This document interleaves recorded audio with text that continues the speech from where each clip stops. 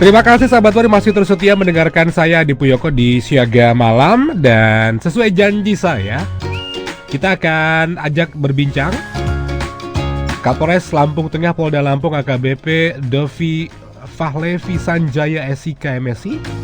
Kita membahas strategi dan sinergitas Polres Lampung Tengah bersama dengan Dinas Perkebunan, Peternakan dan Perikanan Kabupaten Lampung Tengah Provinsi Lampung dalam upaya penanganan PMK hewan ternak.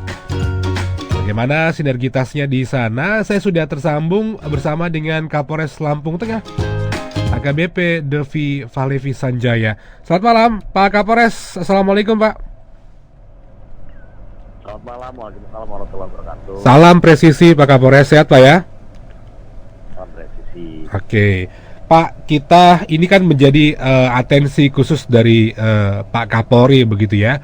Kita mendengar langsung apa yang disampaikan oleh Pak Kapolri bahwa memerintahkan kepada jajarannya untuk turut serta melakukan pengawasan terkait dengan penanganan penyakit mulut dan kuku atau PMK ternak hewan sapi di daerah masing-masing. Nah, saya ingin tahu ini Pak Kapolres, bagaimana kondisi terkini katakanlah seperti itu di Lampung Tengah, Pak Kapolres. Ya, baik. Terima kasih, Mas. Dapat kita jelaskan juga bahwa dari awal sudah adanya informasi bahwa penyakit PMK ini sudah masuk ke Indonesia, Bapak Kapolri memerintahkan jajarannya dan ditekankan kembali oleh Bapak Kapolda. Maka kami pun secara simultan berkoordinasi dengan dinas-dinas terkait dan mengumpulkan para kelompok ternak yang berada di wilayah Lampung Tengah di kantor Bupati, Pendopo Bupati, untuk kita berikan edukasi, langkah-langkah yang harus mereka laksanakan dalam melakukan upaya-upaya pencegahan. Yang kita sama-sama pahami bahwa virus mulut dan kuku ini juga merupakan virus yang tidak berbeda jauh dengan penyebarannya dengan virus corona yang sama-sama kita paham sekali dampaknya. Betul. Itu melalui makhluk hidup. Makanya kami juga selain berkoordinasi dengan Dinas Perkebunan, Peternakan dan Perikanan ini, kami juga terus melakukan secara simultan melakukan patroli melalui Babin Kamtipmas dan jajaran Forkopimda itu sendiri untuk ke wilayah-wilayah di mana Lampung Tengah ini merupakan wilayah dengan populasi ruminansia terbesar se-Indonesia. Jumlahnya bisa kami informasikan bahwa jumlah dari hewan ternak ini total keseluruhannya ada 652.451 ekor. Untuk sapinya sendiri 343.934 ekor. Untuk kambing 278.078 ekor. Untuk domba 12.892.000. Untuk kerbau 2.218.000. Dan untuk hewan lainnya, ini di sini ada juga peternakan babi, Indonesia termasuk babi juga, itu jumlahnya 15.329. Jadi ini sangat-sangat beresiko jikalau kita tidak melakukan upaya-upaya yang optimal dari sisi pencegahan. Maka kami juga selain berpatroli, memberikan edukasi, bersinergi dengan stakeholder, yaitu yang memiliki leading sektor, yaitu Dinas Perkebunan dan Pertanian dan Perikanan. Kami juga selalu memberikan edukasi dan mensupport segala sarana prasarana yang dibutuhkan oleh para kelompok ternak tersebut. Seperti halnya bagaimana sterilisasi dari kandang, bagaimana juga yang kita sebut dengan biosecurity. Nah, itu juga kita selalu memberikan edukasi, menggunakan desinfektan untuk pembersihan.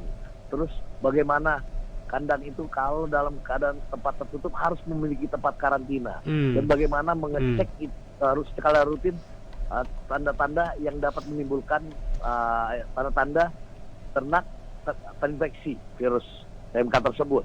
Dan kita juga menghimbau selalu dicek secara kontinu bagaimana suhu menggunakan termometer melalui bokong daripada ternak tersebut. Dan jikalau ada terindikasi, maka harus dilakukan upaya segera, yaitu kalau masih dalam kapasitas ringan, dapat melalui karantina yang terpisah, yang jaraknya lebih dari 20 meter. Yeah. Dan kalau mungkin sudah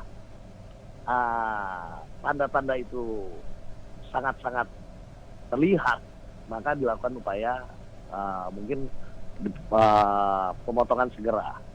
Jadi di sini alhamdulillah dengan upaya-upaya yang masif sampai hari ini masih angka penyebaran, angka indikasi masih 0 Mas di Lampung Tengah. Dan ini terus kita gelorakan, terus kita lakukan, dan kita lakukan secara kontinu, setiap hari, setiap minggu. Jadi alhamdulillah diresponnya positif juga dari para kelompok ternak tersebut, dan kita juga update melalui grup bagaimana perkembangan, mereka bisa saling tukar pikiran, bertanya, dan untuk mobilisasi ternak ruminansia itu dihentikan untuk saat ini. Untuk tidak adanya virus yang masuk dari luar.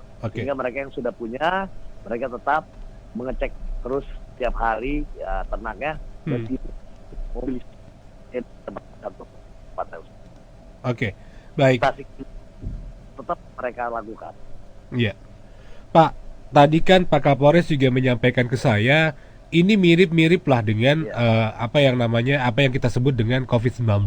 Hanya saja yang kemarin-kemarin itu menjangkiti kita ini manusia gitu ya, tapi kali ini menjangkiti hewan atau ternak. Nah, kabarnya yang saya dengar juga vitamin vaksin begitu ya, hampir sama nih dengan kita di COVID-19. Vitamin vaksin hewan ternak ini kabarnya akan mulai disalurkan ini pada bulan Juni 2022. Informasi lengkapnya bagaimana Pak Kapolres? Jadi yang kami dengar, memang dari dokter hewan, dinas-dinas yang terkait ya, yang menjadi leading sektor, memang halnya tidak berbeda jauh. Yang sangat berbeda adalah cuman nggak disuruh pakai masker aja. Oh gitu ya, kalau ternak dikasih pakai masker. Enggak pakai masker. Iya. Tapi kalau memang kita bilang tadi sterilisasi kandang, terus mengurangi mobilisasi, ya itu nggak berbeda jauh. Nah terus bagaimana suhu, kebersihan, nah itu tetap kita juga disupport dengan vitamin-vitamin, karena berdasarkan dari informasi dari sumber yang membidangi, mereka juga memberikan edukasi kepada kelompok ternak bahwa kalau toh terserang, terindikasi, maka mulut itu akan luka karena belum ada vaksin. Maka yang diberikan adalah obat penghilang rasa sakit agar ternak tetap mau makan. Kalau yang di kuku menggunakan disinfektan, karena disinfektan hanya digunakan untuk luar. Dia bisa menimbulkan korosi dan menginfeksi jikalau dia sampai masuk ke rongga-rongga pernafasan ataupun luka-luka dalam. Sehingga dia di kuku dia bisa. Tapi ya sampai saat ini belum tidak terjadi tempat kita. Terus kalau toh upaya-upaya itu sudah dipersiapkan, vitaminnya ada, obat-obat penghilang rasa sakit sudah ada, itu digunakan jikalau memang ada yang terindikasi atau terinfeksi. Kalau toh untuk bicara vaksin, yang kita belajar dari pengalaman musibah yang kita katakan force major ya, keadaan memaksa kayak gini, dari mulai penyakit apapun yang vaksinnya keluar itu umumnya 6 bulan setelah wabah itu dikenal, karena penelitian. Jadi mereka menyampaikan kemungkinan kalau waktu 2 bulan lalu menyampaikan 6 bulan kemudian, ya berarti mungkin 5 atau 4 atau 5 bulan kemudian. Diperkirakan seperti itu. Untuk pastinya kita belum tahu. Tapi kan ini tidak harus katakanlah tidak kita harus menunggu lama, karena sebentar lagi kita umat Muslim juga kan akan merayakan Idul Kurban ya, atau Idul Adha kan berarti. Nah itu kan ya. Seperti itu. Ya, lebih cepat lebih bagus. Nah Pak, tadi kan sudah ada sosialisasi di awal, Pak Kapolres menyampaikan sudah ada sosialisasi tentang saya jadi tertarik dengan istilah biosecurity, Pak. Artinya kan ini membersihkan kandang begitu ya secara rutin, dan kalau saya berkaca pada kakek saya juga adalah seorang peternak begitu ya. Saya juga punya kewajiban untuk membersihkan kandang dari kotorannya segala macam. Saya dilatih untuk itu, saya juga ngerti begitu ya. Nah, kalau misalnya dari warga sendiri, Pak, tanpa misalnya ada semacam apa ya, himbauan begitu, apakah warga peternak terutama memang sudah melakukannya jauh-jauh hari sebelum PMK ternak ini melanda Indonesia, terutama di Lampung Tengah? Bagaimana Pak Kapolres?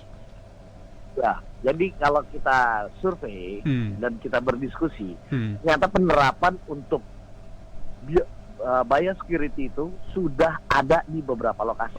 Peternak-peternak besar, khususnya importir. Itu sendiri yang impor ternak dari luar negeri. Mereka sudah menjadikan itu SOP, standar operasional prosedur. Namun demikian di sini nggak kalah banyaknya lagi peternak-peternak konvensional yang mereka di belakang rumah ada sapi 20, 30, 50, 1 ekor, 2 ekor. Itu banyak sekali di wilayah kami. Dan ini mereka cenderung masih menggunakan pola biasanya. Sehingga bagaimana sistem standar operasional prosedur yang baik dan benar, bagaimana sarana prasarana pendukung yang baik dan benar, jarak kandang tinggi, tempat makan, dan asupan kebutuhan nutrisi masing-masing dari hijauan, dari kita bilang komboran itu kita bilang apa istilahnya yang tinggi protein itu kita suka bilang lupa namanya. Jadi kalau orang sini bilang komboran. Oke. Industri paham, itu dari dedak padi, dari ampas tahu, dari mungkin dari limbah dari tepung tapioka, seperti onggok disebutnya. Paham Pak. Itu mereka banyak juga menggunakan itu untuk penggemukan. Sehingga masih banyak para peternak-peternak ini, peternak konvensional masih menggunakan pola-pola yang biasanya mereka dengar, mereka lihat. Untuk edukasi ini saya rasa memang sangat-sangat perlu, dan alhamdulillahnya mereka merespon sangat positif, mereka terapkan dan mereka aktif untuk menanyakan hal yang mereka tidak tahu. Itu yang penting ya. Artinya walaupun mereka adalah sehari-harinya memang bergelut dengan ternak, tapi paling tidak ada hal-hal yang mendasar yang juga harus mereka tanyakan, minimal ke dinas peternakan atau dinas terkait, atau minimal dokter hewan di sana begitu Pak Kapolres ya. Pak Kapolres, ini informasi yang juga informasi yang kami dapatkan juga bahwa dari dinas perkebunan, peternakan dan juga perikanan Lampung Tengah ini mengklaim bahwa jumlah di Lampung ini kan memang tadi cukup besar Pak ya, jumlahnya fantastis di sana. Nah, ini sinergitas dengan jajaran Polres Lampung Tengah dalam upaya pengawasan di setiap peternakan yang ada di Lampung Tengah bagaimana Pak? Kan ini komunikasinya terjalinnya pasti setiap hari WA grup pasti rame terus ini Pak Kapolres ya. Ini gimana Pak Kapolres? Jadi alhamdulillah Mas Henja, dengan pengalaman kita sudah melewati pandemi yang 2 tahun. Pengalaman kita dari pandemi justru ya. Kita sudah banyak sekali. Kita bisa buat grup, kita bisa melalui video conference, kita melakukan rapat-rapat mungkin disesuaikan waktu dan tempatnya yang lebih efektif dan efisien. Kita bisa melakukan itu per zona, membagi tugas. Kita bisa libatkan personil kita di jajaran Polsek, dan para kelompok-kelompok tani itu juga diakomodir oleh kepala kampung di sini kita bilang kepala desa. Jadi memang semuanya itu sinergitas itu benar-benar kita optimalkan agar lebih efektif dan efisien, hasil yang maksimal. Iya, dan Satgas juga akan terbentuk nantinya, atau memang Satgas ini sudah de facto sudah ada sebenarnya wujudnya Satgas khusus ini? Sudah ada.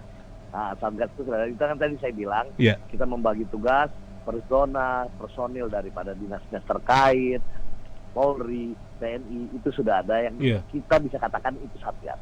Walaupun kita tidak membuat nama, namun dengan adanya perintah yang terintegrasi itu, kita melakukan monitoring, pelatihan, upaya-upaya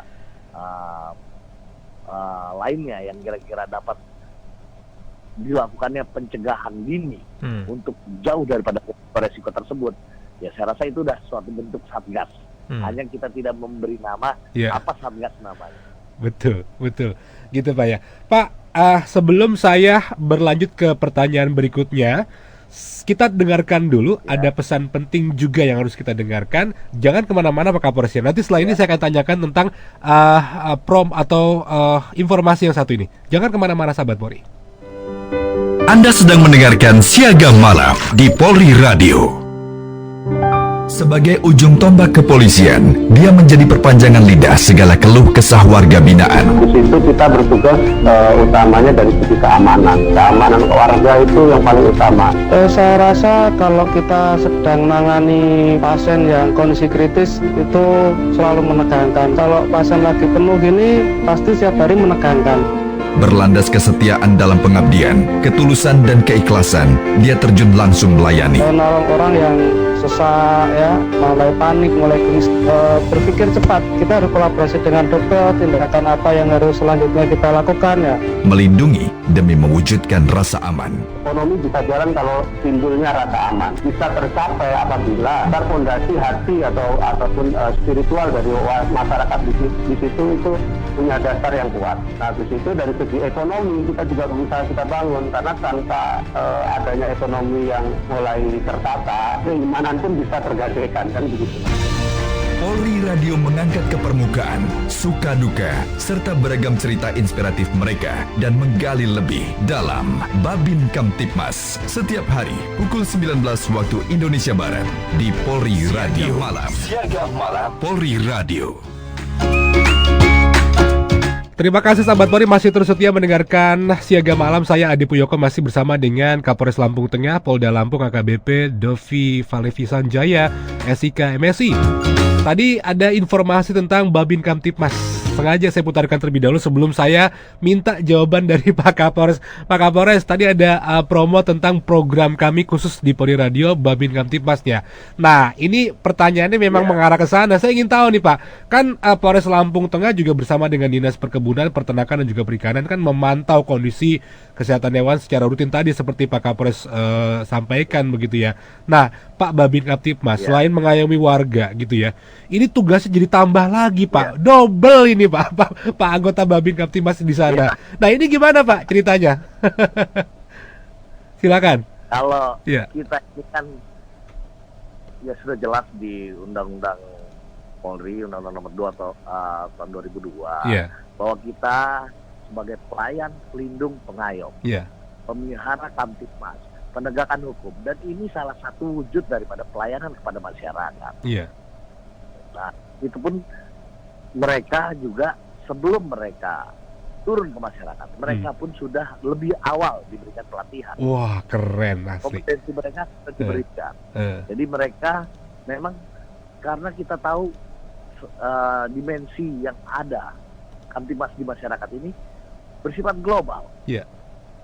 Terkadang maaf ya, maraknya sedang kelangkaan minyak, maka mereka akan berbuat yang terbaik pada masyarakat, mengawal, mendampingi, memastikan distribusi dan memastikan penjualan di bawah harga eceran tertinggi, semuanya. Begitu dimensi itu mulai tenang, timbul gejolak baru, penyakit menular, penyakit mulut dan kuku terhadap hewan ternak, maka mereka langsung mengambil sikap bagaimana mereka meningkatkan kompetensi mereka dan mereka memberikan manfaat turun ke masyarakat. Jadi itu pun selalu kita perkuat dengan melibatkan stakeholder terkait semua lapisan, lapisan tokoh masyarakat, baik itu kelompok-kelompok ternak, semua kita lakukan dengan jalan yang sekiranya tidak memberatkan. Kita bisa membuat grup sehingga kita men-share setiap informasi situasi-situasi terkait dengan permasalahan tersebut dan solusi-solusinya, langkah-langkah pencegahannya, semua itu tetap kita lakukan secara masif. Dan alhamdulillah mereka pun dengan senang melakukan itu semua, karena mereka juga sudah banyak pengalaman dengan berjalannya masa pandemi ini yang cukup lama, sehingga mereka bagaimana memonitor sembako saat hari raya, bagaimana mereka melihat situasi Kamtipmas yang terjadi yang cukup tinggi di suatu daerah, mereka langsung mengambil sikap yang sangat responsif, seperti apa yang diperintahkan oleh Bapak Kapolri, polisi yang presisi, mereka cepat mengambil sikap dengan pengalaman selama ini ternyata menumbuhkan semangat dan integritas mereka yang jauh lebih peka terhadap lingkungannya. Sehingga mereka melaporkan juga permasalahan-permasalahan itu sebelum lebih meluas. Dan kami pun di tingkat Forkopimda, Kapolres, Dandim, Bapak Bupati, dan stakeholder terkait sangat-sangat merespon dengan segera terhadap permasalahan-permasalahan yang ada di masyarakat. Jadi alhamdulillah sampai hari ini semua dapat berjalan sesuai dengan harapan dan masih dalam kategori kita katakan hijau, tidak ada terinfeksi penyakit mulut dan kuku. Baik. Pak Kapolres, apa pesan yang ingin disampaikan ke masyarakat, wabil khusus ya untuk para peternak begitu ya yang ada di Kabupaten Lampung Tengah, Provinsi Lampung, dan juga seluruh masyarakat Indonesia dan juga jajaran Polri di seluruh Indonesia. Silakan Pak Kapolres. Ya. Jadi kalau kami dari aparat kepolisian dan para petugas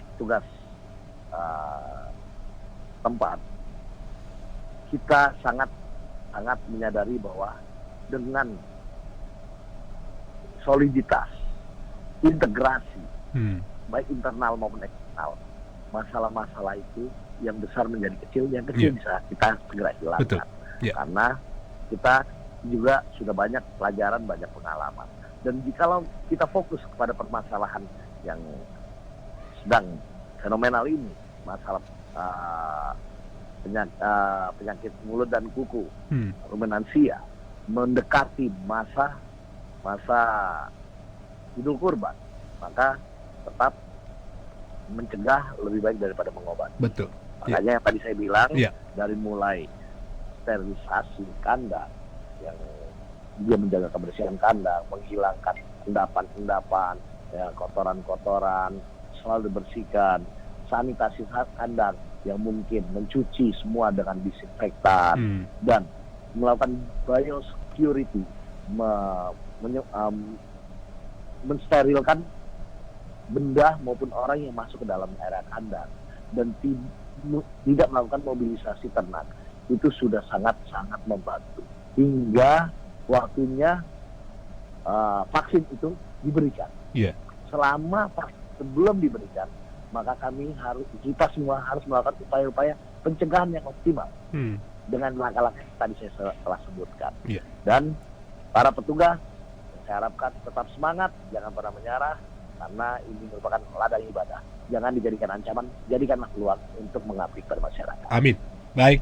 Terima kasih Pak Kapolres. Saya selalu salam untuk rekan-rekan yang ada di Polres Lampung Tengah. Selalu semangat, selalu tetap berdedikasi tinggi, memberikan pelayanan kepada masyarakat. Terima kasih waktunya AKBP Devi Valevi Sanjaya SIK MSI, Kapolres Lampung Tengah Polda Lampung. Selamat malam Pak, salam presisi. Assalamualaikum warahmatullahi wabarakatuh.